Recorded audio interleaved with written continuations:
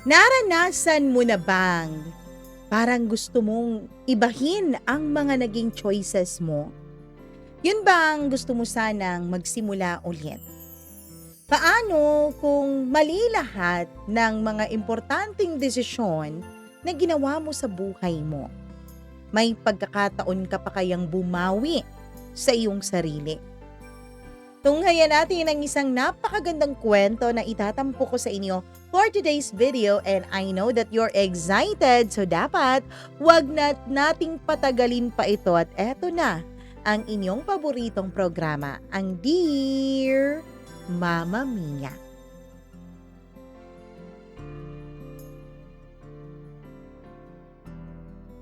Wala naman sigurong mga taong hindi nagkamali sa kanilang pinili sa buhay.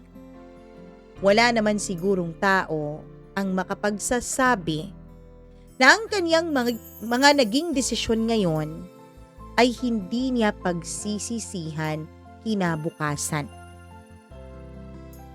Dear Mama Mia, itago niyo na lamang po ako sa pangalang Rain. 30 taon na po ako. Pero Mama Mia, pakiramdam ko ay mas matanda ako ng di hamak ilang taon kesa sa totoo kong edad. Siguro kasi sa dami ng luha at pagod na dinaanan ko sa loob ng 3 taon naming kasal ni Rico. Akala ko noon kapag mahal mo ang isang tao, sapat na yon. Akala ko pag pinili mo ang isang tao, kahit gaano pa man siya kahirap mahalin, ay babalik at babalik din sa'yo ang pagmamahal na yon. Pero Mama Mia, hindi pala ganun no sa totoong buhay. Siya nga pala. Nakilala ko si Rico nung 23 years old pa lamang ako. Sa opisina ko po siya nakilala. Siya yung tipo ng lalaki na alam mong may dating kahit na hindi pa nagsasalita. Maporma, confident, at marunong mambola. Lahat yata ng babae sa departamento namin ay may crush sa kanya. At hindi ko nga po alam kung bakit sa dinami-dami ng mga nagpapapansin sa kanya dati, ako pa ang pinili niya pong ligawan. Nung una naman, Mama Mia, ay sweet po talaga siya. Yung tipong laging may bitbit na pasalubong. Laging naghahatid, laging magpa-I love you kada bagong gising o bago matulog. Kung tutuusin, ang pakiramdam ko po noon ay parang lumulutang sa ulap. Para po akong nasa fairy tale. Kaya akala ko nga po talaga, Mama Mia, ay siya na nga talaga at wala nang iba pa. Akala ko talaga ay wala na akong ibang hahanapin pa sa ibang makakarelasyon ko sa buhay. Pero hindi po pala. Nang tumagal, nagsimula po kasing magbago ang lahat. Hindi ko napansin agad kasi ganun ako eh. Yung tipong nagbubulag-bulagan kapag mahal ko ang isang tao. Nagsimula sa mga simpleng pagbabago. Hindi na siya nagtitext ng ingat ka ha. Tapos, unti-unti na ring dumadami ang mga gabing hindi na siya nakakauwi ng bahay. Ang lagi niyang dahilan, trabaho raw. Siyempre Mama Mia, naniniwala naman ako. Kasi ayoko pong isipin na kaya niya akong lokohin. Hanggang isang gabi ay may tumawag sa aking isang babae. Sabi niya, "Pakisabi kay Rico ha. Salamat sa nagdaang gabi naming dalawa." Para po akong binuhusan ng malamig na tubig. Hindi ko alam kung ano ba dapat ang maramdaman ko noon. Galit ba? Takot ba? o sakit ba? Pero alam mo ba Mama Mia kung anong unang ginawa ko? Tinawagan ko po si Rico. At nang sinagot niya, kalmado lang po ang boses ko. Ayoko pong mapagbintangan niya na ako naman na ang nagsisimula ng panibagong away sa pagitan naming dalawa.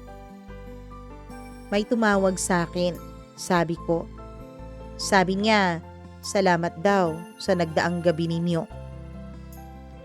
Tahimik lamang siya sa kabilang linya. Tapos ilang saglit pa ay bigla siyang tumawa. Sino na namang nagpapapansin sa'yo, ha Rain? Huwag mo na ngang pansinin yan. Alam mo namang ikaw lang talagang mahal ko, di ba? At alam niyo ba kung anong mas masakit, Mama Mia? Pinaniwalaan ko po ang sinabi niya.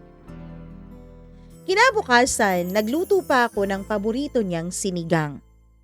Naghintay ako buong gabi. Dumating siya magpapasado 10:00 na po ng gabi at amoy alak pa. Hinalikan niya ako sa noo at sabi, sorry pagod na ako eh. Walang paliwanag, walang detalye. At gaya ng isang tangang babae, ngumiti lang ako at sinabing, ayos lang mahal, iinitin ko na lang yan bukas. Doon ko siguro unang napansin ang pagiging martir ko, Mama Mia. Pero hindi ko pa alam yun noon. Akala ko, kapag mahal mo talaga ang isang tao, ay kaya mong intindihin kahit ang gaano ka masakit at masalimuot na sitwasyon. Nang lumipas ang mga buwan, lalong naging bihira ang mga gabing umuuwi siya. Kapag Sabado, sabi niya may business meeting. Pero may mga pagkakataon na nakikita ko sa social media na may mga litratong nakatag siya sa isang bar na may kasamang babae. At kapag tinatanong ko siya tungkol doon, ay laging galit siya, Mama Mia. Ano bang problema mo, Rain? Bakit napaka-malisyosa mo na? Kaibigan ko lang yan. Wala ka talagang tiwala sa akin. At ako naman, ayoko ring mawalan siya ng tiwala sa akin. Kaya tatahimik na lang ako, Mama Mia. Araw-araw akong umiiyak noon. Pero pag dumadating siya, pinupunasan ko agad ang aking mga luha para hindi niya makita. Kasi alam ko, Mama Mia, na kapag nakita na naman niya ang mga luha sa aking mga mata, ang sasabihin na naman niya ay nag-iinarte at nagdadrama ako. May mga gabi na natutulog akong nakatalikod sa kanya, pero ramdam ko pa rin yung init ng katawan niya sa tabi ko. Doon ko madalas naiisip, eto pa rin ba yung lalaking pinakasalan ko? Pero lagi kong sinasagot ang sarili ko, oo, siya pa rin yan.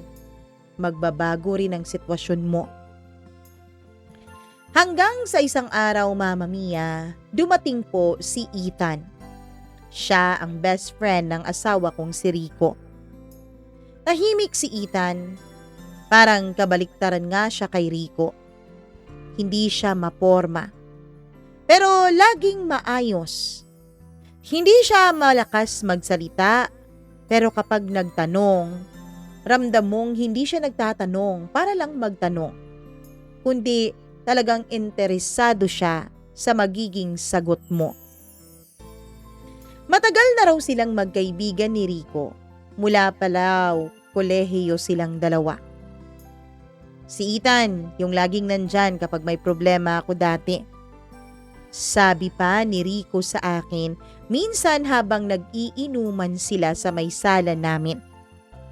Tumingin sa akin si Ethan at ngumiti lang, yung tipong mabait at mahinhin na ngiti. Hindi ko alam, Mama Mia, pero nung gabing yun, bakit pakiramdam ko ay ibang-iba si Ethan kay Rico. Hanggang sa naging madalas na nga ang pagpunta ni Ethan sa bahay namin. Madalas, tulog na si Rico, pero nandyan pa rin si Ethan.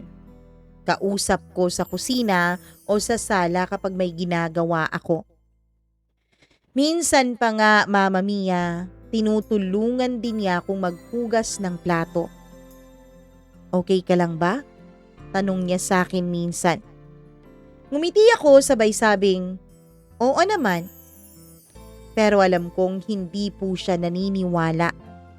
Kasi tumitig pa siya sa akin ng matagal na para bang gusto niyang sabihin, huwag ka nang magsinungaling.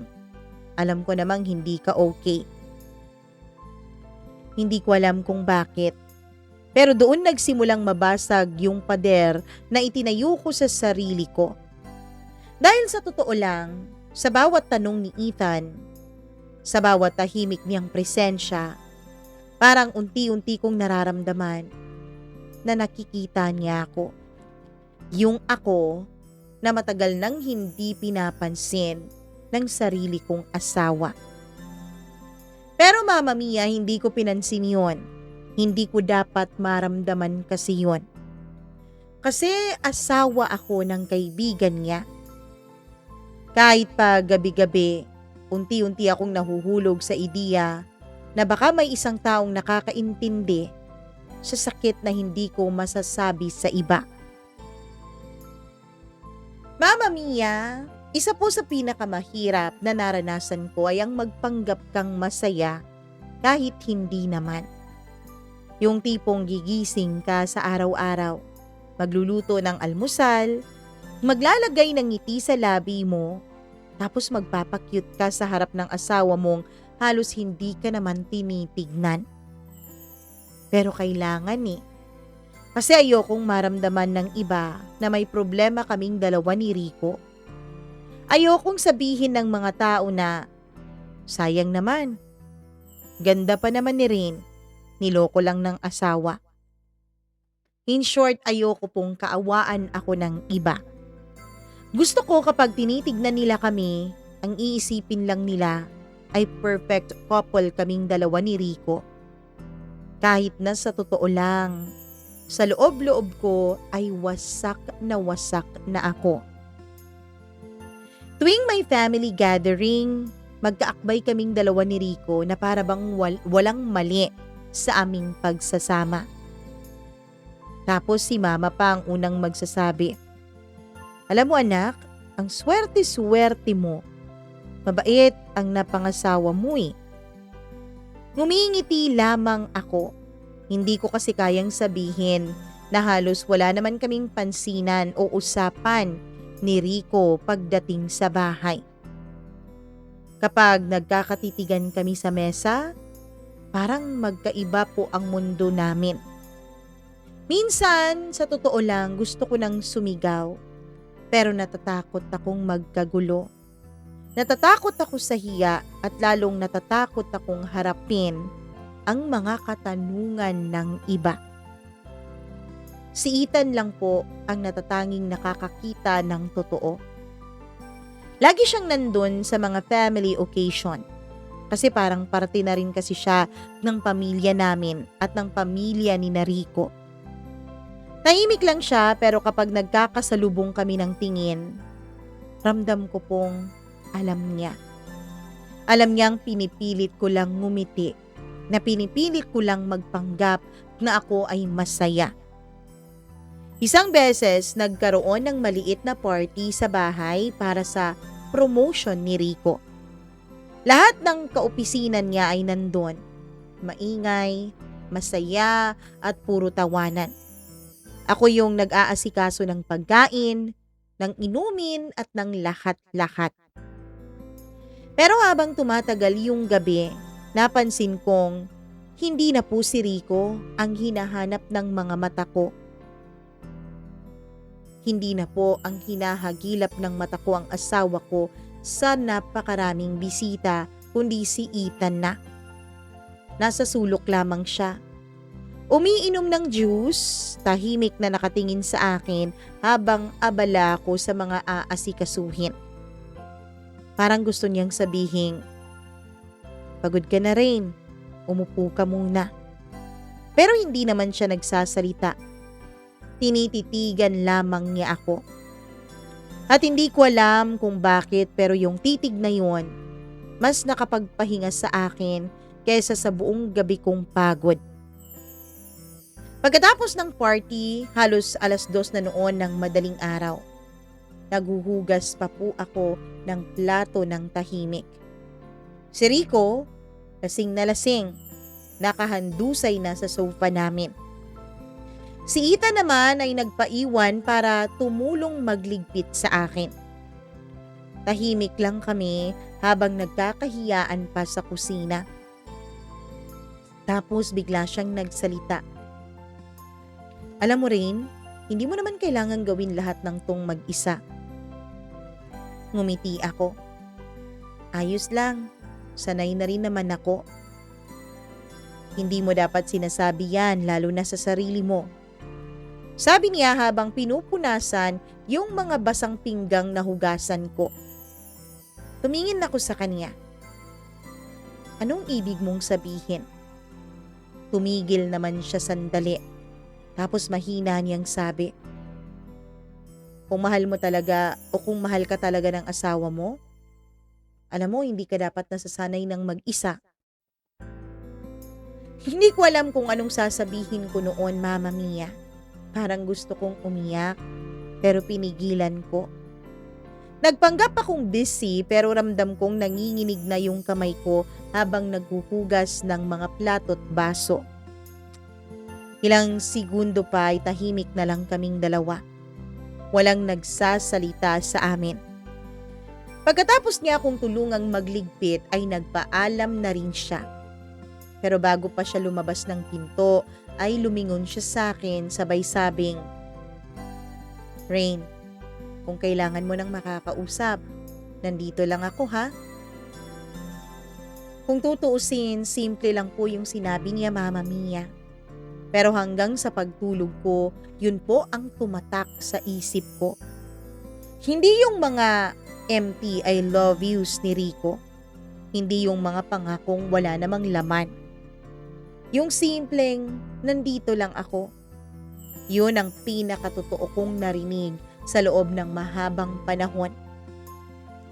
Kinabukasan, bumalik na naman si Rico sa dati niyang ugali. Umalis ng maaga nang hindi man lang nagpapaalam. Tumawag ako sa kanya ng mga tanghali na pero hindi siya sumagot. Mag-aalas 7 ng gabi nung may na-receive akong text. Sorry, busy ako, may kailangang habulin. Huwag kang magdrama dyan, uuwi rin ako.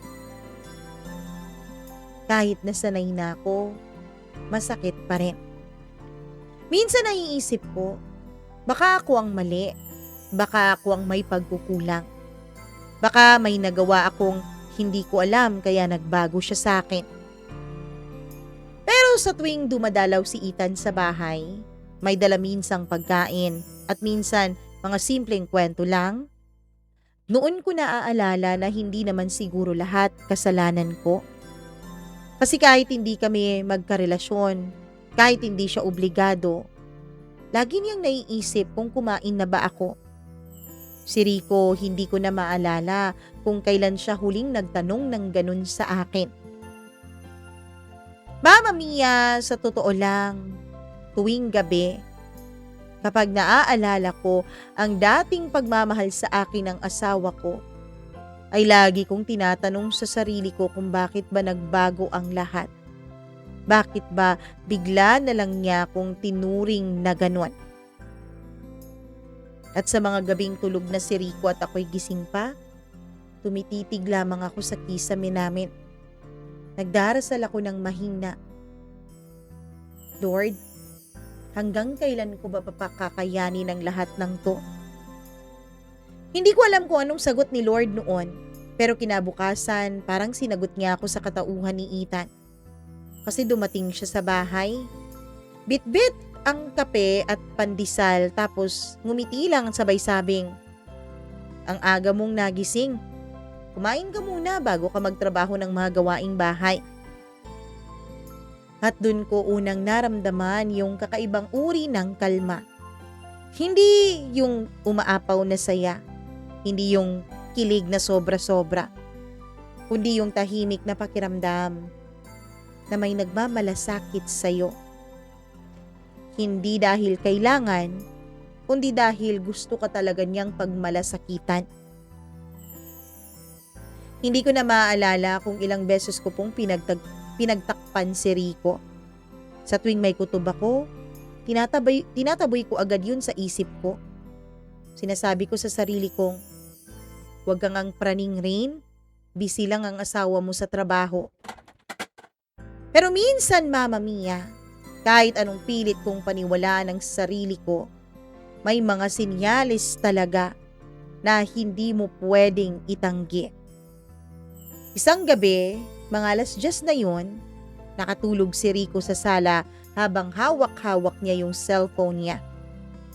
Pagod raw siya galing sa trabaho. Ako naman noon ay nagliligpit ng mga gamit. Pagbalik ko sa sala ay napansin kong umiilaw pa yung screen ng phone niya. May bagong notification mula sa kanyang messenger.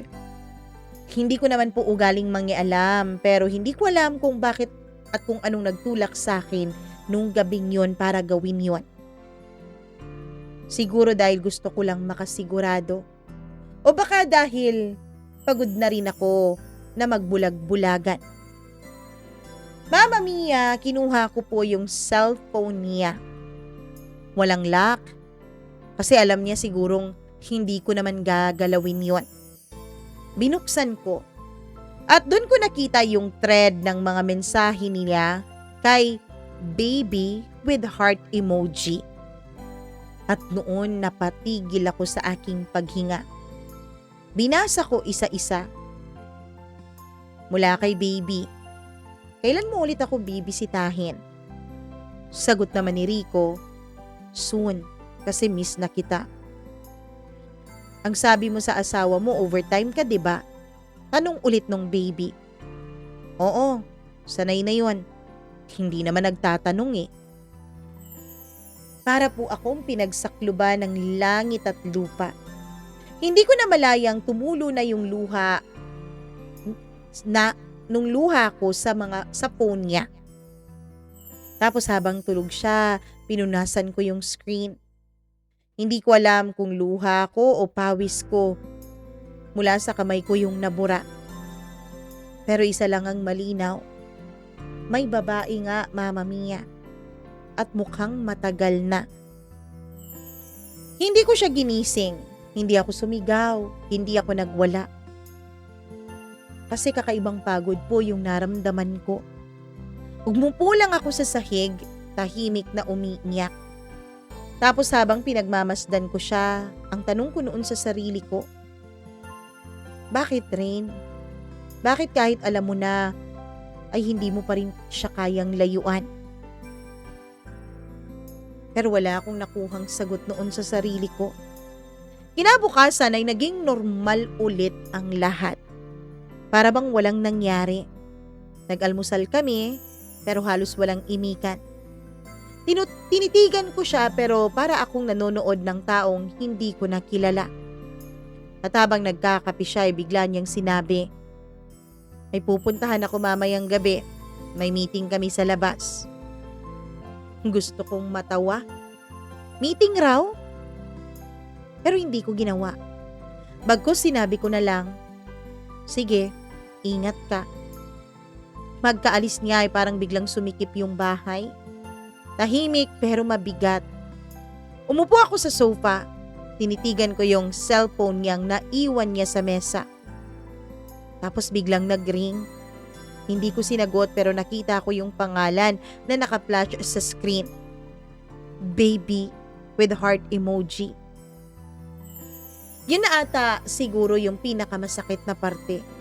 Yung alam mong niloloko ka na. Pero ikaw pa rin ang nagtatanggol sa kanya sa harap ng ibang tao.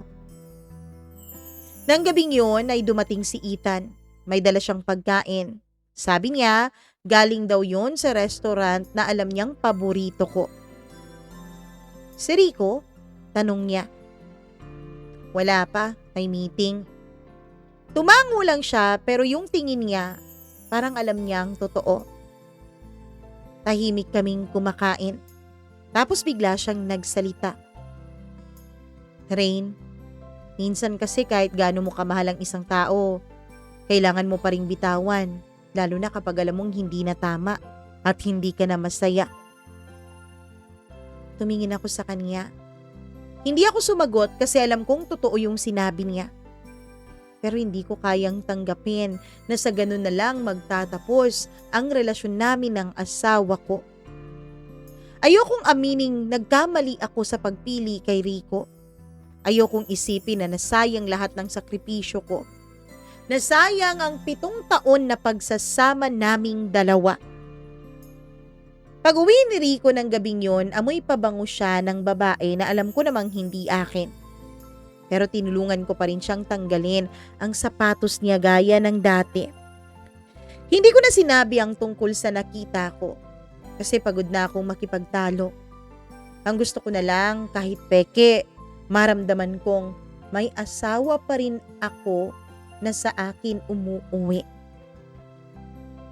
Pero habang nakahiga ako sa kama, nakapikit at naririnig ko yung mahinang paghinga niya sa tabi ko, ay bigla kong naisip si Ethan.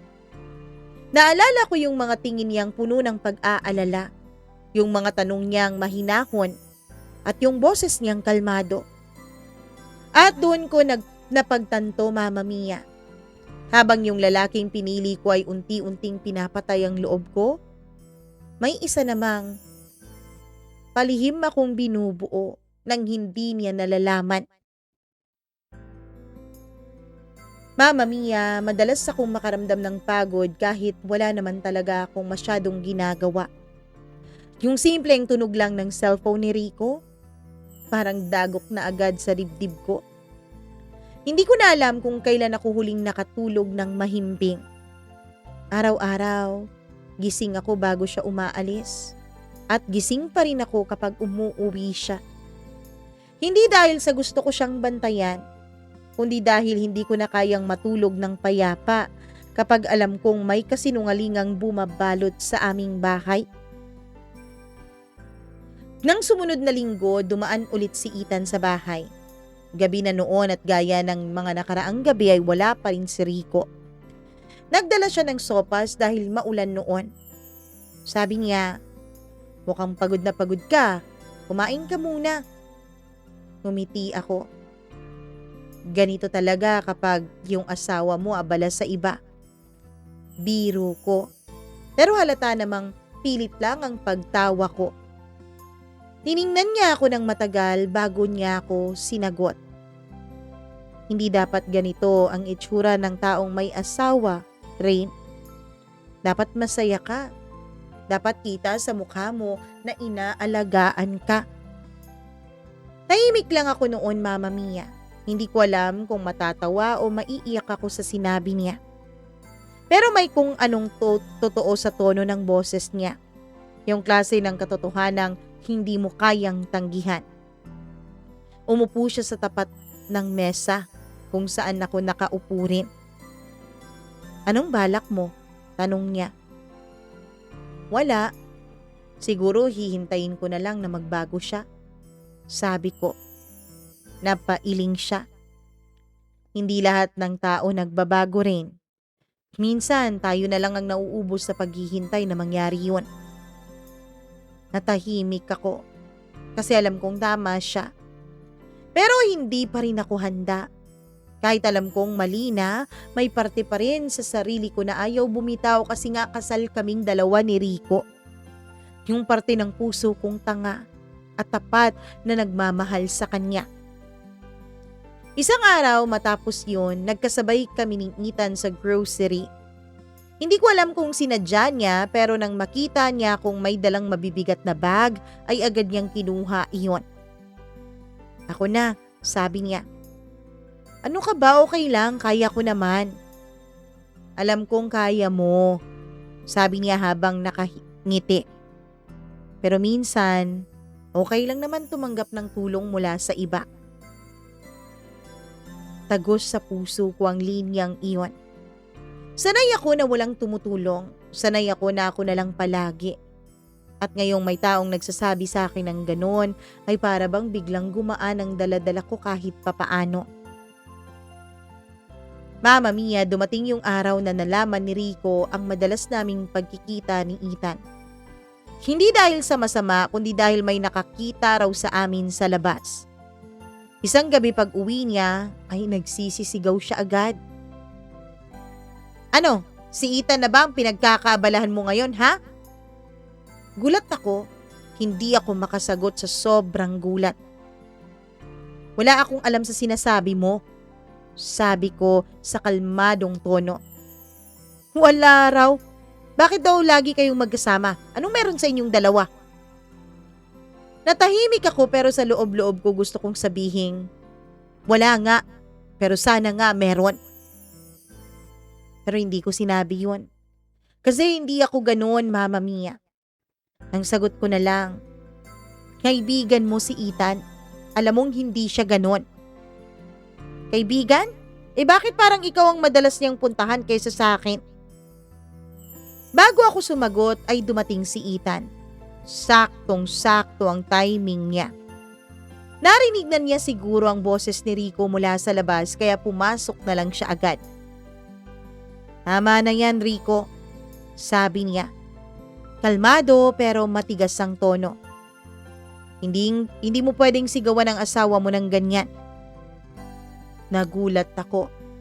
Si Rico naman ay tumawa ng mapanlait. Hindi ko alam. Pero nagsalita siya. Ano ka ba niya? Tagapagtanggol? Ethan, wala kang karapatang manghimasok. Dahil asawa ko siya.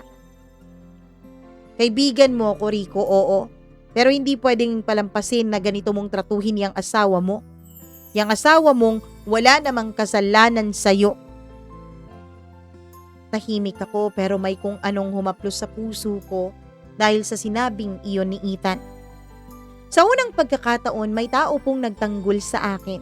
Hindi para manligaw, hindi para umepal kundi dahil yun ang tama. Sa loob-loob ko ay nagpapasalamat talaga ako ng husto kay Ethan. Umalis si Rico ng gabing yon na galit.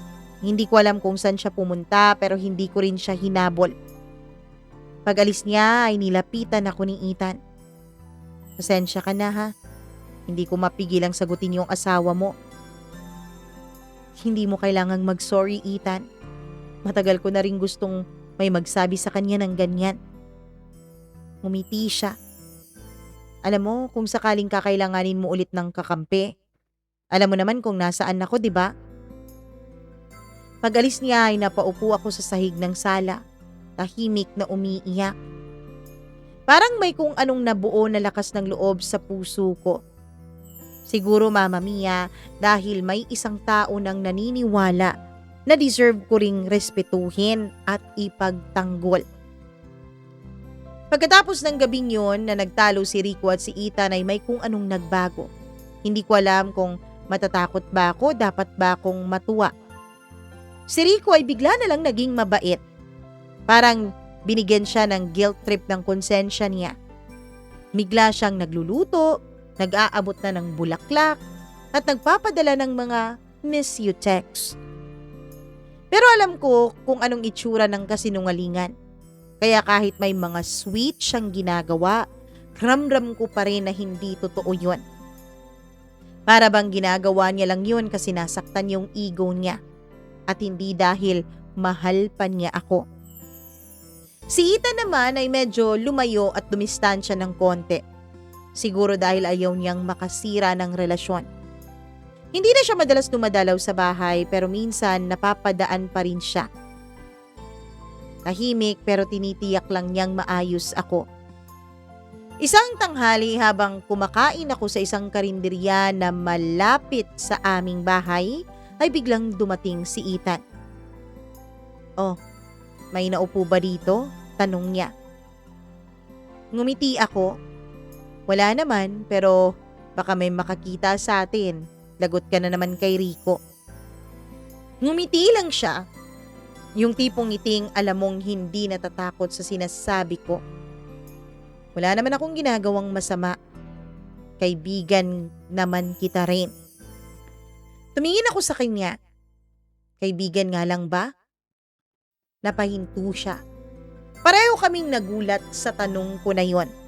Hindi siya agad sumagot pero tumingin siya sa akin ng diretsyo.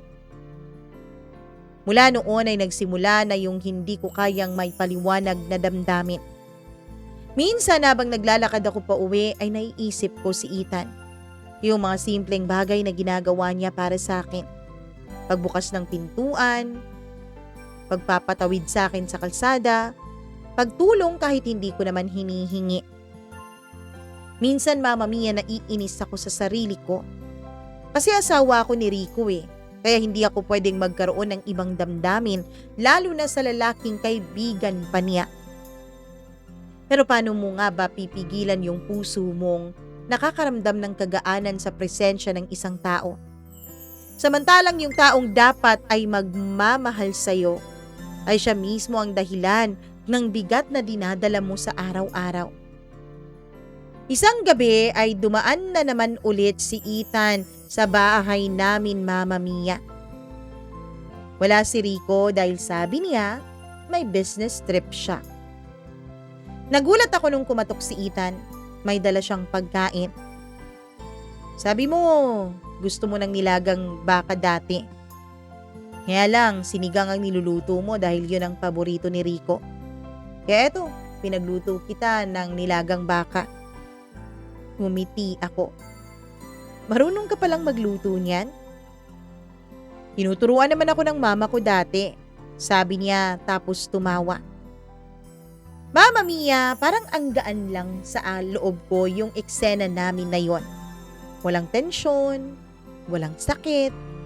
Parang sa unang pagkakataon, normal lang akong tao na may kausap na taong marunong ding makinig. Habang kumakain ay bigla siyang nagsabi, alam mo Rain, may mga tao talagang kayang magmahal kahit hindi nila nakukuha yung parehong pagmamahal mula sa taong minamahal nila. Tumingin ako sa kanya. Ouch, ang sakit naman nun. Masakit nga, pero minsan, mas mabuti na yung ganon. Kasi minsan, yung pagmamahal na walang kapalit, yun pa yung pinakatotoo sa lahat. Tahimik lamang ako. Hindi ko kayang sagutin yung sinabi niya kasi parang ako po yung tinutukoy niya. Matapos yun ay tumingin siya sa kanyang relo. Sige, uuwi na ako Baka mahuli pa ako sa traffic. Nawakan niya sandali yung baso niya tapos ngumiti. Ingat ka dito rin. Ikaw din, ingat ka sa biyahe. Pero habang papalayo siya, tinatanaw ko siya ay may nararamdaman akong kakaiba. Hindi yung kaba ng takot, kundi yung kaba ng isang pusong nagsisimulang magbukas ulit. Sa maling oras, pero sa tamang tao. Kinabukasan, nakatanggap ako ng message mula sa asawa kong si Rico. Hindi ulit ako makakauwi ngayon. Extended ang meeting namin dito sa Tagaytay. Wala na akong reaksyon dun, Mama Mia. Wala na rin akong naging luha pero habang binabasa ko yun ay bigla akong naisip si Ethan. Nasaan kaya siya ngayon? Okay lang ba siya? Ilang araw ang lumipas, si Rico ay hindi pa rin nagbabago. Minsan sweet, minsan malamig. Parang roller coaster. Pero habang lumalalim yung distansya naming mag-asawa ay lalong nagiging malinaw sa akin kung sino ba talaga ang nagbibigay ng kapayapaan sa mundo kong gulong-gulo na. Isang gabi habang nasa labas ako ng bahay ay tumawag si Ethan. Gising ka pa ba? Tanong niya. Oo hindi ako makatulog. Tahimik siya tapos bigla siyang nagsabing, minsan okay lang mapagod. Pero sana hindi ka makalimot na kumapit sa sarili mo rin. Salamat Ethan ha. Ngumiti ako kahit hindi niya ako nakikita sa pagkakataon na yon. At doon ko naramdaman yung kakaibang init sa dibdib ko. Hindi dahil sa nagnanasa ako o kinikilig ako. Kundi kakaibang warmth ang naramdaman ko dahil may isang taong nagmamalasakit sa akin. Nagsimula po ang lahat ng pagguho sa isang tawag. Isang tawag na hindi ko inaasahan, pero matagal ko na sigurong hinihintay nang hindi ko nalalaman. Hindi dahil gusto kong marinig, kundi dahil parang gusto ko nang matapos ang lahat ng paghihirap ko. Isang gabi habang naguhugas ako ng pinggan ay biglang tumunog ang cellphone ko. Number ni Rico pero boses ng ibang babae ang narinig ko. Hello, Mrs. Mendoza po ba ito? Opo, bakit po? Ma'am, receptionist po ako ng Hotel Tut. Gusto ko pong ipaalam na naiwan po ng asawa niyo ang wallet niya dito sa front desk. Pati na rin po etong cellphone niya. Natigilan nako. Hotel yun. Isang sikat na hotel sa isang sikat na destinasyon. Opo, ma'am. Naka-check-in po kasi kagabi dito ang asawa mo. Kinilabutan ako. Hindi ko maalala kung paano ko natapos yung paghuhugas ko ng mga plato. Pakiramdam ko binuhusan ako ng malamig na tubig. Hindi na kailangan ng paliwanag. Alam ko na kaagad. Hindi ko alam kung anong nagtulak sa akin pero kinabukasan nagbihis ako. Hindi para manghuli o mangimbestiga kundi para maramdaman kung hanggang saan pa kaya ng puso kong umintindi. Mama Mia, binalikan ko ang hotel na yon. Pagdating ko ay nakatayo lang ako sa labas. Hawak ko ang maliit kong bag at nanginginig pa ang kamay ko. Hindi ko alam kung iiyak ba ako o tatawa. Maya-maya pa ay lumabas nga si Rico. Kasabay ang isang babaeng matagal ko nang kinukuhanan ng larawan sa isip ko tuwing gabi. Si Maika. Isa sa mga office mate niya. Magkasabay silang tumatawa. Magaan, walang guilt. Parang ako yung kalabisan. Nagtago ako sa gilid at pinapanood ko silang dalawang sumakay ng kotse. At doon parang bumigay po lahat ng lakas ko. Mag-uwi ko ay tahimik lang ang bahay. Hindi ko kailangang magtanong, hindi ko kailangang magalit kasi pagod na ako. Kinagamihan ay dumating si Rico na para bang walang nangyari. Para bang wala siyang babaeng kinalantari sa isang hotel. Bakit parang ang tahimik mo yata? May problema ka ba? Tanong niya. Wala. San ka galing? San pa ba kundi sa meeting? Tumango lang ako. Oo nga pala. Meeting. Tiningnan ko siya ng diretso pero hindi niya kayang salubungin ng mga tingin ko. Doon, alam kong alam na niya. At alam kong alam niya na alam ko.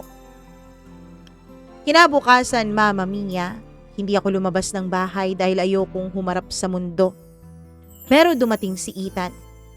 Pagbukas ko ng pinto ay naroon siya. May dalang kape at pandesal. Ang aga mo ah. Alam ko kasing kailangan mo ng kausap, sagot niya. Hindi ko napigilan at doon ako bumigay. Doon ako umiyak. Tahimik lang yung pag-iyak ko pero napakalalim ng sakit nito.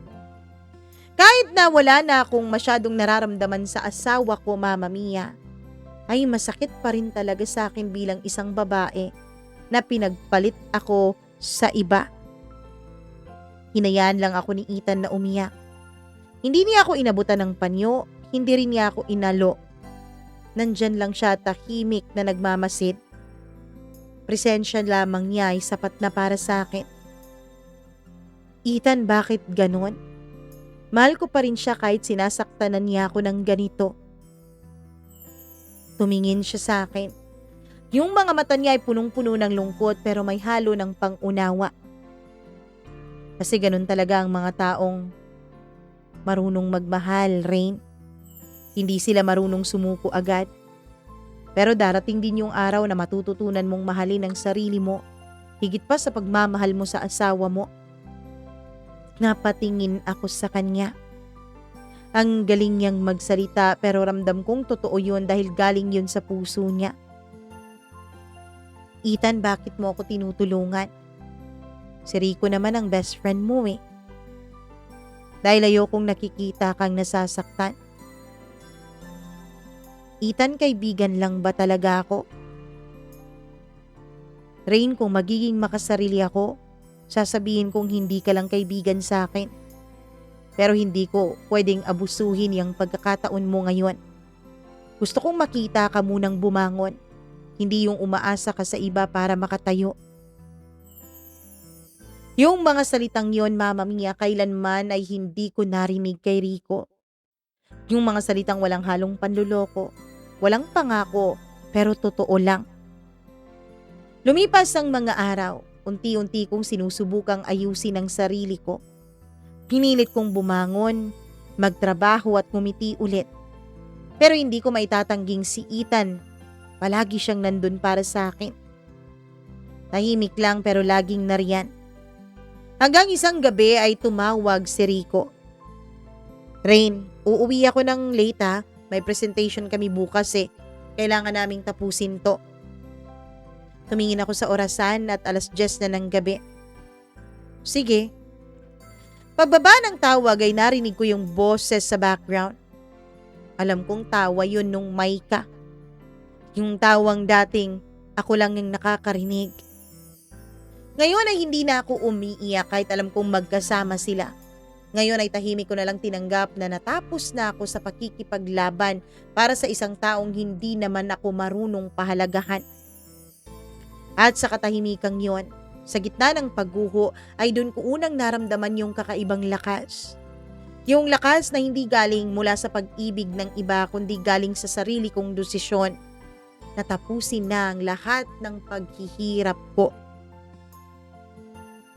May mga umagang gigising ka na parang wala ka nang inaasahan. Pero sa mga ganitong araw din pala magsimula ang paggising ng kaluluwa mo. Ilang linggo na ang lumipas mula nung huli kong makita si Rico.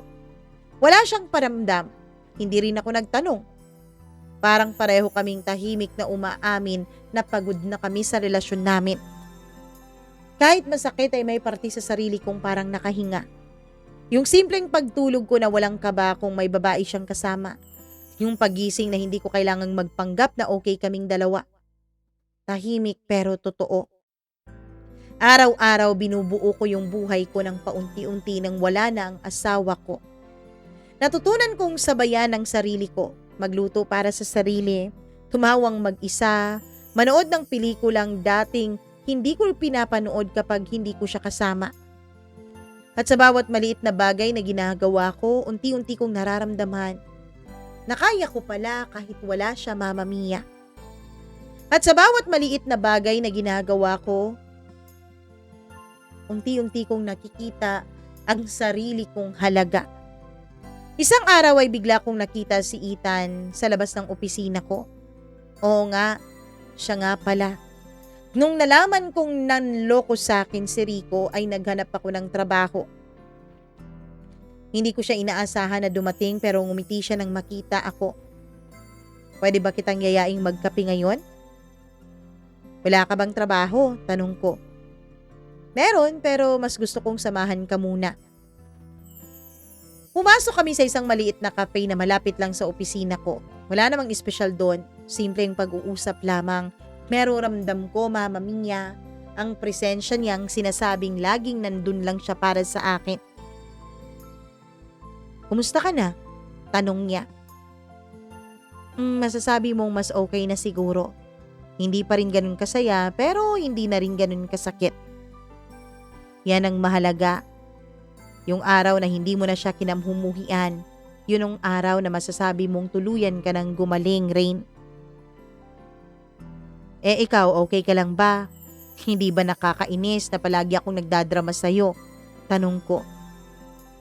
Rain, kahit kung paulit-ulit kang magiging sugatan, nandito lang ako hanggang sa kaya mo nang tumayong mag-isa. Hindi ko talaga alam kung anong meron sa pananalita niya, Mama Mia. Pero sa bawat pagkakataong nagsasalita si Ethan ay parang tinatahi niya yung punit-punit kong puso. Dumating ang gabi habang pauwi ako ay napadaan ako sa lumang simbahan na madalas kong puntahan dati. Bigla akong pumasok. May iilang kandila sa gilid. Umupo ako sa pinakalikuran at doon ko lang naramdaman na gusto kong umiyak. Hindi dahil sa sobrang sakit, kundi dahil sa wakas. Kaya ko nang tanggapin ang sitwasyon na meron ako. Tama na. Bulong ko noon sa sarili ko. Hindi mo na kailangang hintayin ang taong hindi marunong bumalik rin. Paglabas ko ng simbahan ay bigla akong may na-receive na text mula kay Rico. Pwede ba tayong mag-usap? Napahinto ako. Tinitigan ko yung screen ng cellphone ko. Ang dami kong gustong sabihin. Lahat ng masasakit, lahat ng hinanakit, lahat ng bakit. Pero imbis na magalit ay napangiti na lang ako.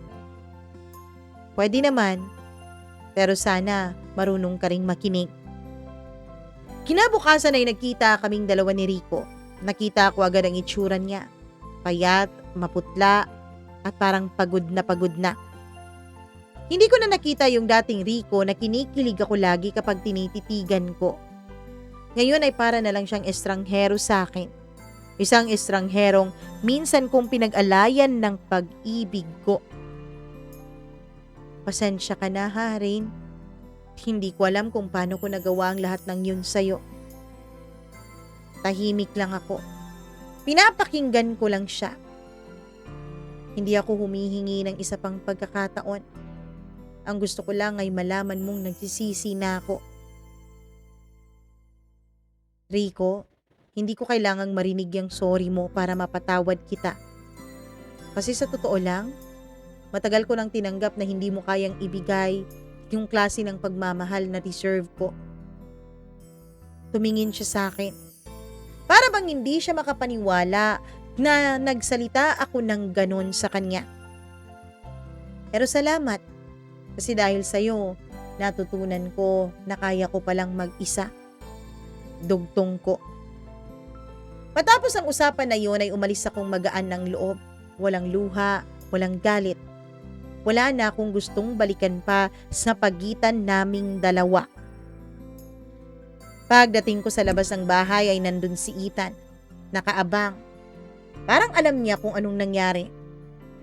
Okay ka lang? Ngumiti ako. Ngayon, oo. Sa wakas, okay na ako, Ethan. Yan ang gusto kong marinig. Sige na, magbihis ka na. Lalabas tayo para mag-celebrate. Habang papunta kami sa isang restaurant ay ramdam kong may bago akong simula, Mama Mia. Hindi ko pa alam kung para sa amin ba ni Ethan yon o para lang sa sarili ko. Pero ang alam ko, sa wakas, totoong gising na ako. Hindi na ako yung babaeng martir na umiiyak gabi-gabi para sa asawa niyang hindi umuwi. Ako na yung babaeng marunong nang magpatawad pero hindi na magpapagamit ulit.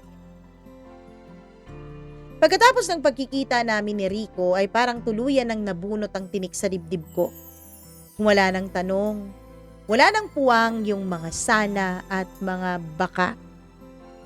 Sa unang pagkakataon, malinaw na talaga sa isip ko na tapos na talaga ang kabanata naming dalawa ng asawa ko. Nung una, parang nakakatahimik, pero habang tumatagal ay may halong takot. Kasi kapag sanay kang umiikot ang buhay mo sa isang tao, ang katahimikan sa totoo lang minsan nakakatakot din.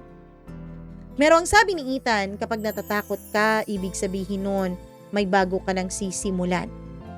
Kaya pinili kong huminga ng malalim at magpatuloy. Bumalik ako sa trabaho ng mas determinado. Hindi na ako yung laging pagod, hindi na ako yung tahimik na nagtatago ng luha sa loob ng CR. Ngayon kapag nagsistress ako, naglalakad ako sa labas. Bumibili ng taho, tumatawang mag-isa habang nanonood ng nakakatawang pelikula. Unti-unti ay bumabalik yung tiwala ko sa aking sarili. Si Ethan ay palagi pa rin nandun. Hindi siya madalas magsalita tungkol sa nararamdaman niya, pero ramdam ko sa mga kilos niyang nandyan siya lagi para sa akin. Yung mga simpleng tanong niyang, kumain ka na ba? Yung bigla niyang pagsusulpot sa opisina ko na may dalang lunch. Yung mga mata niyang laging tahimik pero punong-puno ng pag-aalaga kung tumingin. Minsan nasabi kong sa sarili ko, Mama Mia, kung siguro una kong nakilala si Ethan, ay baka naging mas masaya ang buhay may asawa ko. Isang hapon, pagkatapos ng trabaho ay nagyaya siyang maglakad-lakad sa baywalk. Simple lang. May mga ilaw, malamig na hangin, at yung amoy ng alat ng dagat. Tahimik lang kami sa una hanggang sa siya na mismo ang nagsalita. Alam mo, Rain, sabi niya habang nakatingin sa tubig. Sa totoo lang, matagal ko nang gustong sabihin to. Pero natatakot ako na baka isipin mong sinasamantala ko yung nangyayari sa inyong dalawa ni Rico. Ano yon? Tanong ko. Matagal na kitang mahal, Rain. Noon pa. Pero pinili kong manahimik kasi ayokong maging dahilan ng gulo. Ang gusto ko lang ay maging sandigan mo kahit hindi pa ako ang piliin mo. Hindi ko alam kung ano ang dapat kong maramdaman. Mula akong naging sagot at tahimik lamang ako. Hindi dahil sa ayoko yung narinig ko, kundi dahil ayokong magsalita nang hindi ko pa talaga alam ang totoong laman ng puso ko. Ethan, salamat ha. Sa lahat. Hindi ko alam kung anong mangyayari bukas. Pero gusto kong malaman mo. Pinapahalagahan ko lahat ng ginagawa mo para sa akin. Tumango siya. Hindi ko naman hinihinging suklian mo yun, Rain. Ang gusto ko lang ay makita kang masaya kahit hindi pa ako yung dahilan. Mama Mia, dun ko talaga napagtanto na talagang kakaiba si Ethan. Hindi siya tulad ni Rico na laging kailangan ng pansin, ng papuri at kailangang laging may kontrol sa mga bagay-bagay.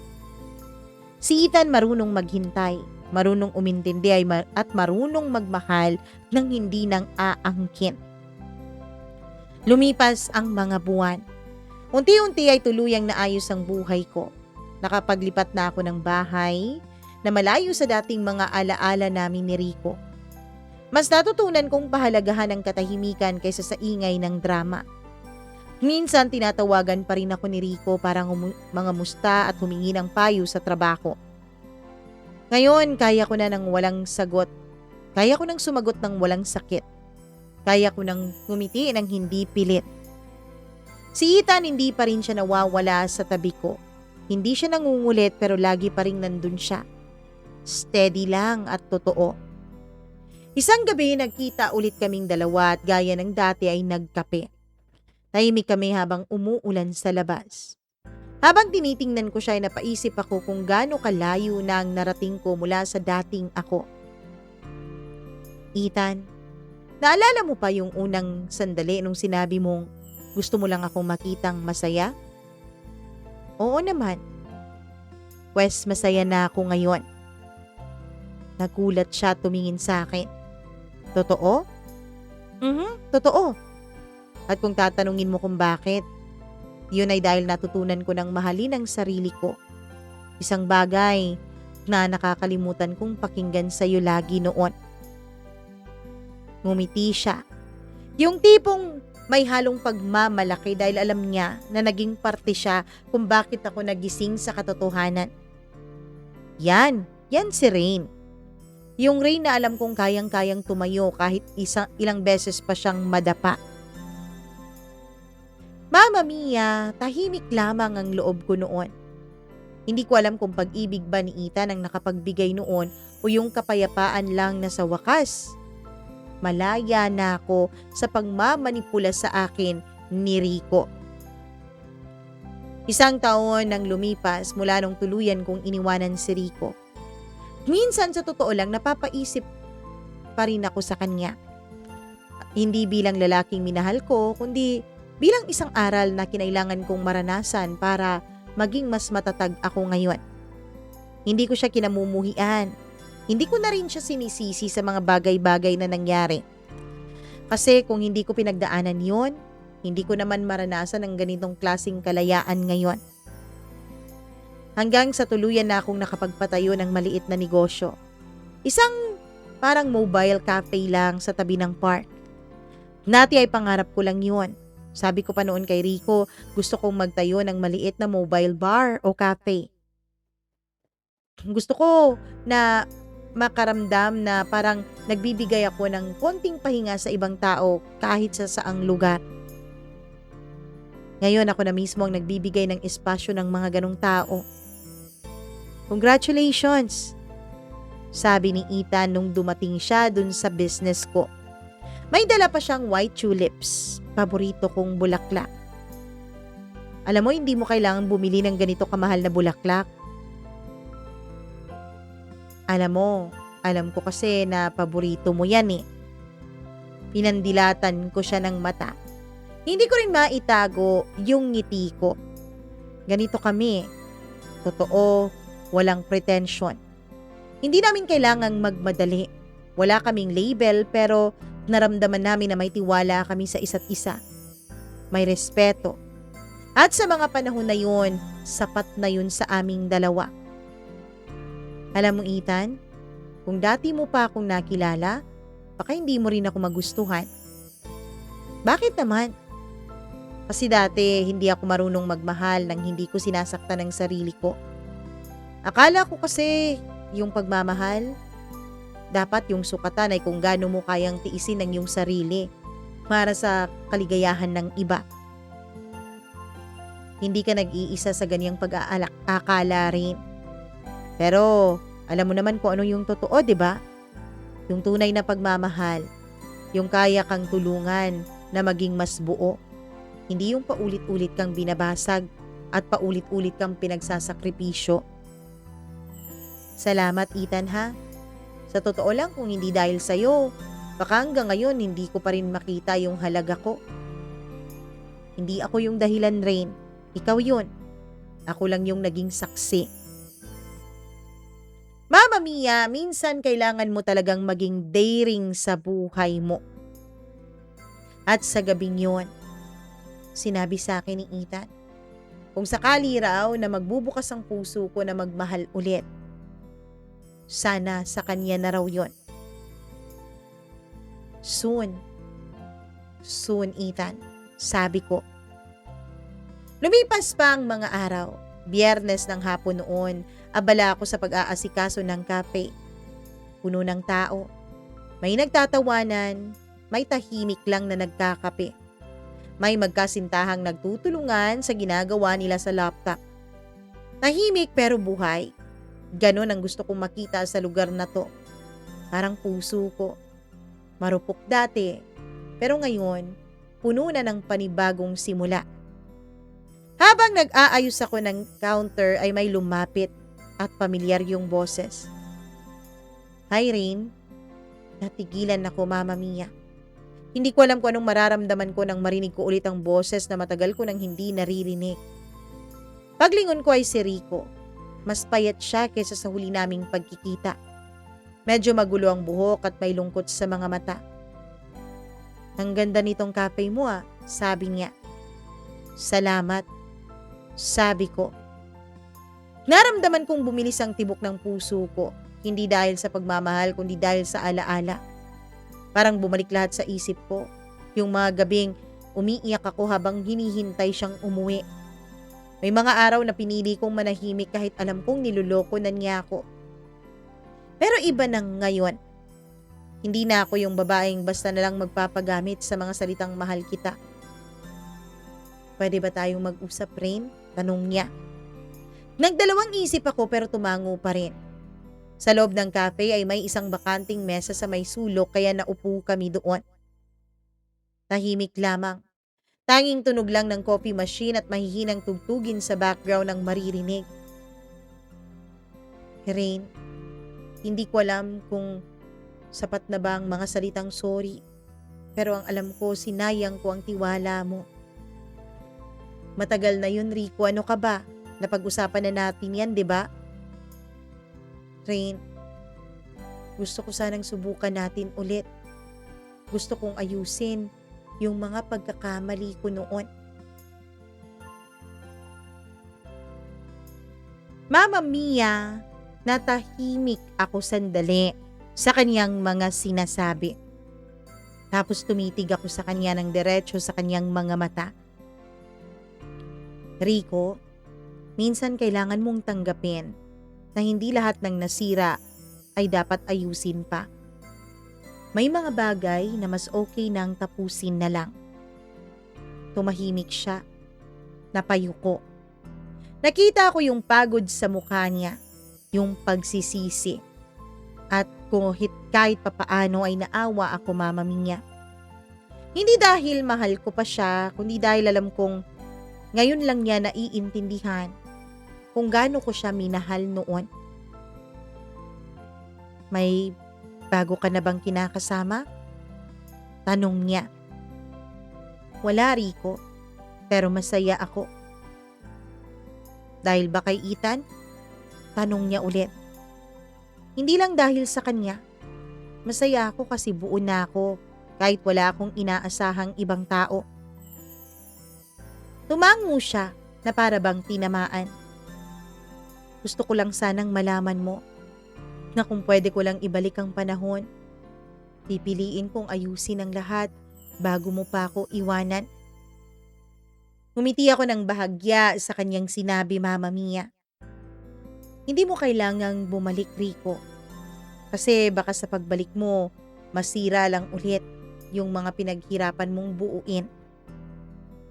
Pagkatapos noon ay umalis na siyang tahimik. At habang pinagmamasdan kong lumalakad siya papalayo, ay napangiti ako. Wala na talaga akong nararamdaman, ni kahit nakatiting na galit o pagmamahal man lang. Kinagabihan ay dumating si Ethan. May dalang isang maliit na paper bag. Para sa'yo, sabi niya sabay abot ng maliit na kahon. Pagbukas ko ay may necklace na may maliit na pendant na hugis pusong gawa sa kahoy. Hindi ako magaling sa mga regalo, pero gusto ko sanang suotin mo yan bilang paalala na may mga pusong hindi perpekto pero totoo. Tahimik ako. Hindi ko alam kung anong isasagot kasi sa totoo lang matagal ko nang nararamdaman na mahal ko na rin si Ethan. Pero natatakot ako sa totoo lang, Mama Mia. Baka kasi kapag nagmahal ulit ako, masaktan na naman ako. Baka maulit yung dati. Ethan, hindi ko alam kung kaya ko na ulit magmahal. Hindi ko kayang mangako ng kahit na ano. Ngumiti siya, yung tipo ng ngiti na walang hinihinging kapalit. Sabi ko naman sa'yo, hindi ko naman hinihiling na mahalin mo agad ako. Ang gusto ko lamang, payagan mo akong manatili sa tabi mo. At doon ako napaiyak. Napaluha ako sa kagaanan ng loob na binibigay niya sa akin. Sa unang pagkakataon, Mama Mia, naramdaman kong worthy ako kasi inihintay ako eh. Pagkatapos ng gabing yun ay mas naging madalas pa ang pagbisita ni Ethan sa cafe. Hindi siya nanunuyo. Hindi rin naman nagpaparamdam ng sobra. Para bang sinasamahan niya lamang ako bilang isang matalik na kaibigan. Tuwing abala ako sa counter ay siya yung nagpupusang nag-aabot ng tulong. Kapag nakita niyang pagod na ako, tahimik niyang nilalagyan ng kape ang mesa ko at sasabihing, pahinga ka muna.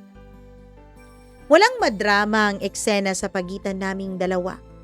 Pero araw-araw nararamdaman ko na unti-unting mas nabuo ang matibay na pagsasamahan sa pagitan namin. Isang gabi pagkatapos naming maglinis ng kape ay umupo kami sa labas. Tahimik lamang.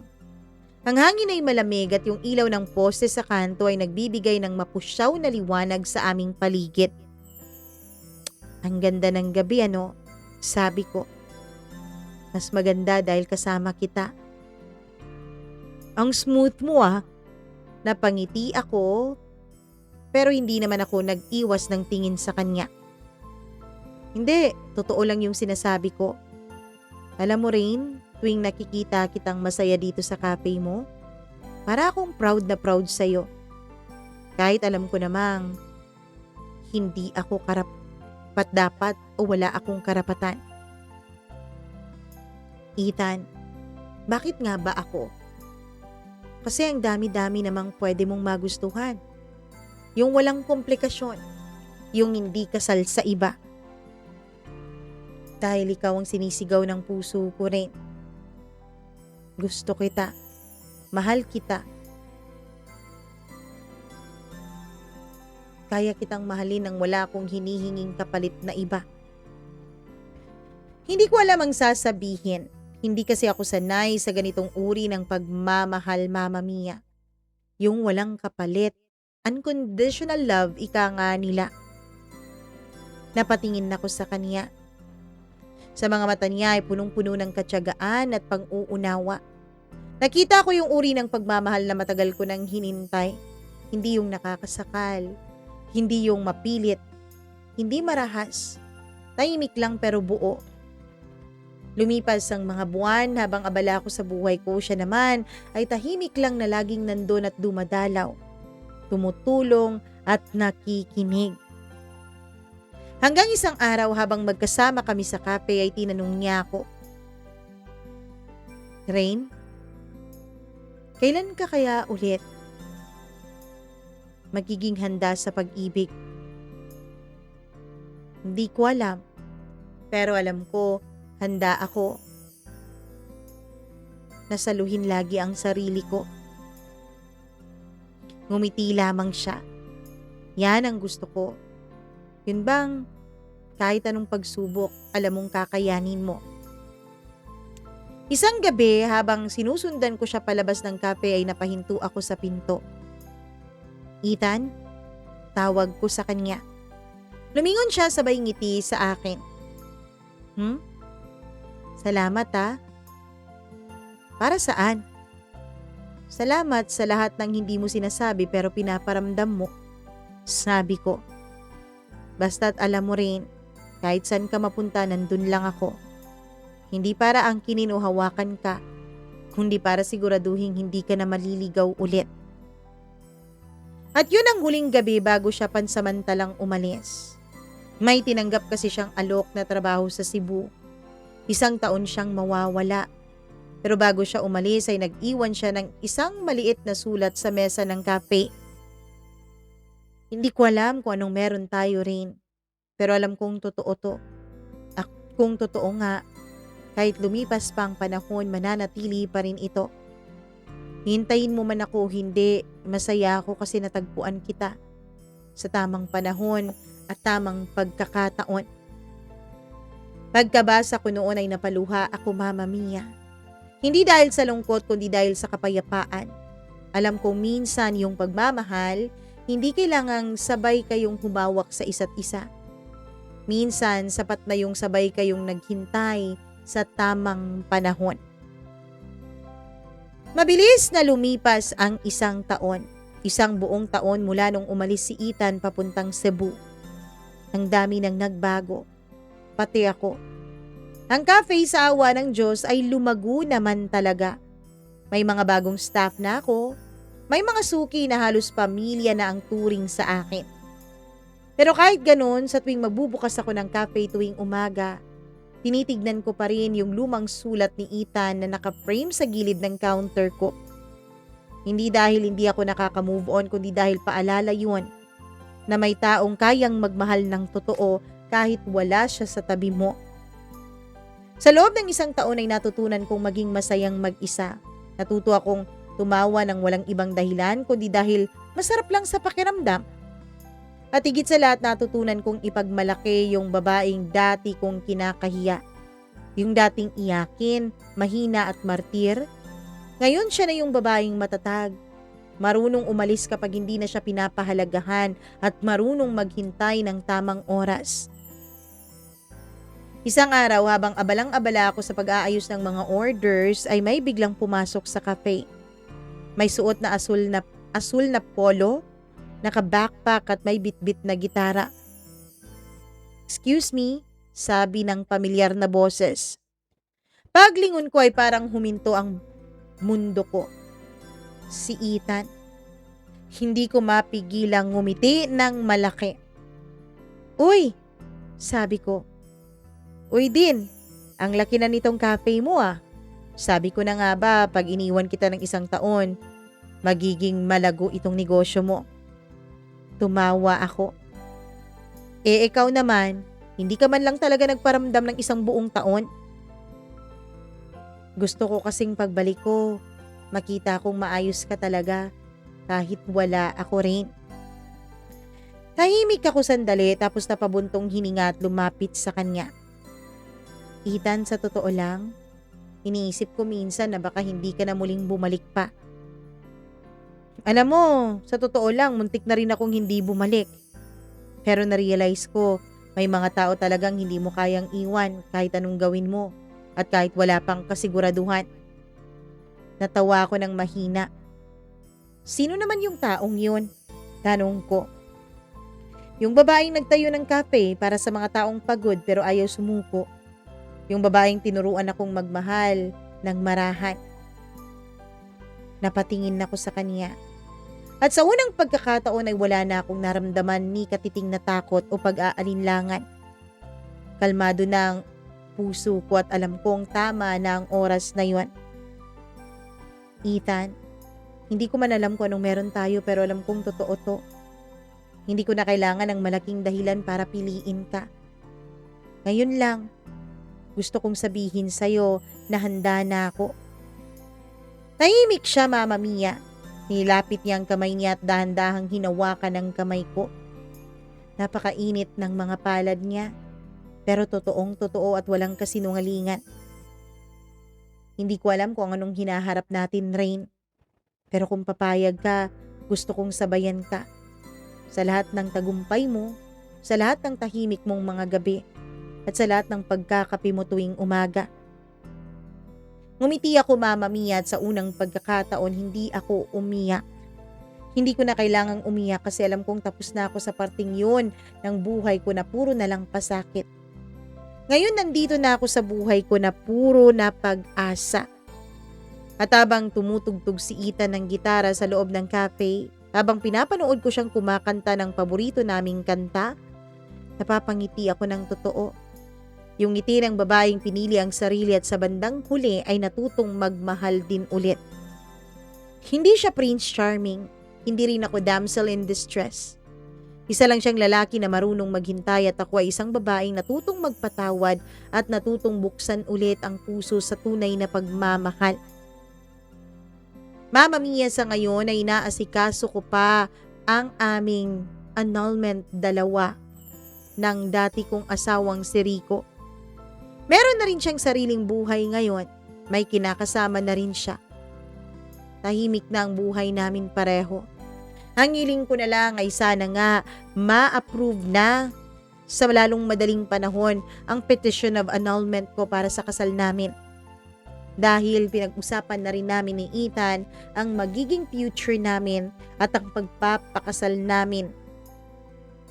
Kapag tapos na ang kabanata namin ni Rico. Maraming salamat, Mama Mia.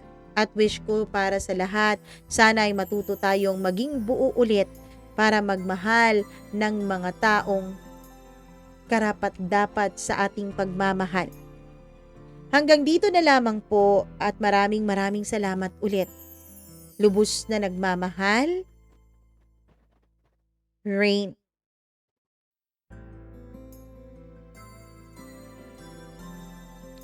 Rain gently falls whenever... Charot lang. Ay nako, ang saya naman ng kwentong ito. Masakit pero nakakakilig at nakakatuwa dahil bumangon ka talaga rin at yun naman talaga ang pinakamahalaga sa lahat. Yung natuto kang bumangon, yung natuto kang magmahal ulit. Ang hiling namin ay sana maging matagumpay na yung annulment ninyo at sana nga maging totoo at panghabang buhay ang kaligayahan ninyong dalawa ni Ethan. Maraming salamat sa pag-share mo ng iyong kwento dito sa ating program. Kung sa puntong ito ng video natin ay wala na po kayong nakikitang mukha ko o wala ng video dyan at picture na lang, ay nako, alam nyo na, namatay na naman ang ating baterya. Charot. Anyway, sana meron pang video dyan, ano. Maraming salamat sa inyong lahat at syempre sa atin pong mga bagong members dito sa ating sa mga members natin dito sa ating channel. Maraming thank you. Hello po ako sa ating suki na nagpa-member naman talaga sa atin, si Colleen Bueno, Dayan Martinez. Hi, Dayan Martinez! Hello rin ako kay Evelyn Kawit, kay Janice Linian, Maria Elena Abe, Maureen Tugab, Gimaras Girl, Easy Gale, Mila Raduban at Ricky. Yun ang ating mga members dito sa ating channel. At bukod sa members, syempre, babatiin natin ang mga nagko-comment sa ating mga programa. Hi ako kay Colette Lopez. Ano ba yan? Hi kay Nika Nix, hello. Hi kay Fredeline de la Cruz, kay Charlene Baclohan, Joylyn Espinosa, Gail Easy, Abigail Tenorio, Mercy Collado, Roslyn Caraballo, Ma'am Judith McGovern, and to her husband, maraming salamat. Hello rin ako kay Maria Elena Abi na member din natin. Hi kay Christina Season, Ed Santos, at hello rin ako kay Nancy Asperas. Sa lahat po ng nakikinig sa atin, maraming salamat. Ayon sa mga hindi nabati, baka sa susunod nating kwento, kayo na po ang ating babatiin. Sa inyo pong nakikinig ngayon, ay naku, kung may sarili kayong kwento, email lamang po kayo, mamamiacdo0317@gmail.com. Ako po si Mama Mia. Paki-subscribe na rin itong ating channel at pati na rin sa isa pa nating channel, ang Encounters with Mama Mia. Paalam sa inyong lahat, mag-ingat po kayo. Mwah! I love you. Bye-bye!